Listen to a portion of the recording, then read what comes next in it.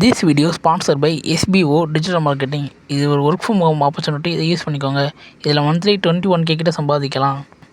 இதில் ஒர்க் பார்த்தீங்கன்னா ரொம்ப ஈஸியாக தான் இருக்கும். இது யார் வேணாலும் பண்ணலாம். இது ரொம்ப ட்ரஸ்டபுளான கம்பெனி தான். இதில் நீங்கள் சேரணும்னா டிஸ்கிரிப்ஷனில் நம்பரை வாட்ஸ்அப்பில் கான்டாக்ட் பண்ணுங்கள். ஸ்கிப் பண்ணாதீங்க. பெரிய தப்பு. தினம் ₹300 சம்பாதிக்க அரிய வாய்ப்பு. இன்ஸ்டாகிராம், ஃபேஸ்புக் பயன்படுத்த தெரிந்தால் போதும். Content post and content publishing மூலமா தினம் ₹300 சம்பாதிக்கலாம். இந்த வேலை செய்ய 5 நிமிடம் போதும். Work training support, group communication support, all language customer live chat support, முக்கியமா சொந்தமா ஒரு பிசினஸ் ஸ்டார்ட் பண்ற அளவுக்கு உங்களால கற்றுக்கொள்ளவும் முடியும், சம்பாதிக்கவும் முடியும். இந்த வேலை வாய்ப்பு வழங்குவது 5 வருடத்திற்கு மேல ரன் ஆகிட்டு இருக்க நம்ம தமிழ்நாட்டு company school of business organisation private limited. மேலும் விவரங்களுக்கு டிஸ்கிரிப்ஷன்ல கொடுத்திருக்க நம்பருக்கு வாட்ஸ்அப் பண்ணுங்க.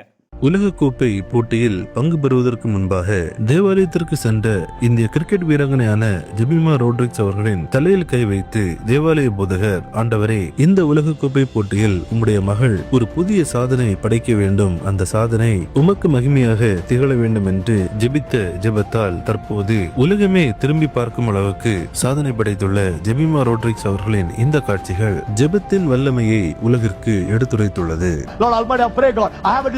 That she will set some new record in this kind of World Cup, dear Father.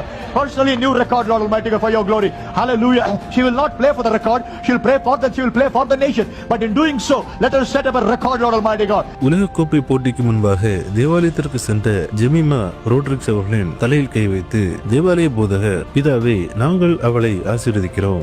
நீர் அவளுக்காக இதுவரை செய்திராத ஒரு புதிய காரியத்தை செய்யும்படியாக நான் உம்மை நோக்கி ஜெபிக்கிறேன். நீர் புதிய காரியங்களை செய்கிற தேவன். அவளின் வாழ்க்கையில் புதிய காரியத்தை செய்யும்படியாக உம்மை நோக்கி ஜெபிக்கிறேன். பிதாவே, என்னுடைய ஆசை அவள் இந்த உலகக்கோப்பை போட்டியில் ஒரு புதிய சாதனை நிகழ்த்தட்டும், அந்த சாதனை உமக்கு மகிமையாக திகழட்டும் என்று ஜெபிக்கிறார். We bless her and I pray, dear Father God, you will do something new to her as she never done before. Something new to happen has never happened before, dear Father God. Lord, something new. You are a God of new things, Lord Almighty God. I pray you will do new things in and through her life, Father. Lord, I pray, Lord Almighty, I pray, God, I have a desire that she will set some new record in this kind of World Cup, dear Father.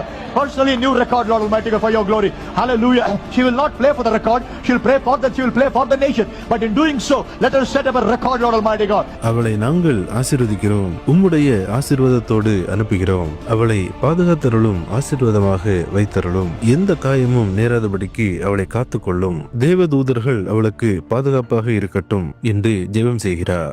We bless her. We send her with your blessing. Protect her. Keep her healthy, Lord. No injuries, Lord. Whatsoever, dear Father. Angels of God, take charge of her in the name of Jesus. We thank you, worship you. We bless our daughter. We give you glory. In Jesus' name, everyone say aloud, amen. போதகர் எவ்வாறு ஜெபித்தாரோ அதே போன்று தற்போது Jemimah Rodriguez அவர்கள் உலகமே திரும்பி பார்க்கும் அளவிற்கு மிகப்பெரிய சாதனை ஒன்றை நிகழ்த்தியுள்ளார். அது மட்டுமல்லாமல் இந்திய அணிக்கு வெற்றியை பெற்று தந்த பிற்பாடு செய்தியாளர் சந்திப்பில் ஈடுபட்டிருந்த அவர், சில போட்டிகளுக்கு முன்பாக நான் என்னுடைய அம்மாவை தொடர்பு கொண்டு அழுது கொண்டே இருப்பேன். என்னை அணையிலிருந்து நீக்கினார்கள். அது எனக்கு மிகவும் கடினமாக இருந்தது. பல சந்தேகங்கள் என் மனதில் உருவானது. ஆனால் மீண்டும் அணியில் இணையும் போது நடைபெற்ற அனைத்தையும் நினைத்து எனக்குள்ளாக அதிக அழுத்தம் காணப்பட்டது. ஆனால் இந்த நேரத்தில் நான் ஆண்டவராகிய இயேசுவுக்கு நன்றி செலுத்துகிறேன். ஏனென்றால் அவரின் பிரசன்னம் என்னோடு இருந்தது. மேலும் பல கடினமான நேரங்களில் நான் பரிசுத்த வேதாகமத்தை வாசித்தது எனக்கு மிகுந்த உற்சாகத்தை அளித்தது. பரிசுத்த வேதாகமம் சொல்கிறது, சாயங்காலத்தில் அழுகை தங்கும், விடர்காலத்திலோ களிப்புண்டாகும். அதை போன்று தற்போது எனக்குள்ளாக களிப்பு உண்டாகி இருக்கிறது. ஆனாலும் நான் இப்போதும் அழுது கொண்டிருக்கிறேன் என்று கூறினார். Before few games also, I used to call my mom and cry the entire time. Then I was dropped from the team. That really hit me. And you know, when you're dropped, you have a lot of doubts because I always want to contribute to the team. But that day I couldn't do much sitting out. And then when you come back in, it's a lot more pressure with everything that was happening in the past month. I'm grateful to Jesus because just His presence and reading the Bible just has encouraged me in my tough times. And the Bible says that weeping endures for a night, but joy comes in the morning. And today joy came, but I'm still weeping. உலகக்கோப்பை போட்டிக்கு முன்பாக தேவாலயத்தில் சென்று ஜெபம் செய்து பின்னர் உலகமே திரும்பி பார்க்கும் அளவிற்கு மிகப்பெரிய சாதனை படைத்த போதிலும் அந்த இடத்திலும் நின்று ஆண்டவராகிய இயேசு கிறிஸ்துவை உயர்த்திய ஜெமிமா ரோட்ரிக்ஸ் அவர்களின் இந்த செயல் நம் அனைவரையும் வியப்படை செய்கிறது. தேவன் தாமே சகோதரியை ஆசீர்வதித்து பாதுகாத்து வழிநடத்துவாராக. பிரியமானவர்களே, இந்த தகவலை தவறாமல் உங்கள் நண்பர்களுக்கும் பகிருங்கள். எங்களோடு இணைந்து பயணிக்க இந்த சேனலை சப்ஸ்கிரைப் செய்து கொள்ளுங்கள். தேவன் தாமே உங்களை ஆசீர்வதிப்பாராக. ஆமென்.